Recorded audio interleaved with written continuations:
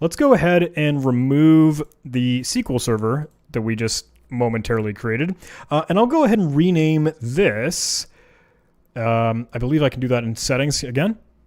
Go into the options and the name can be base win server 2022. Okay, on that. And let's create a new folder for base templates. And we can bring that into where we were just previously.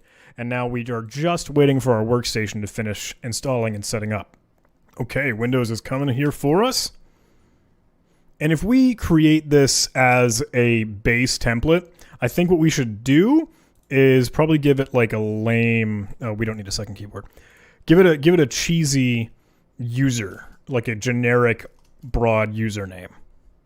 Okay, Windows is rebooting, and it should prompt us next for, hey, our user and personalization settings stuff.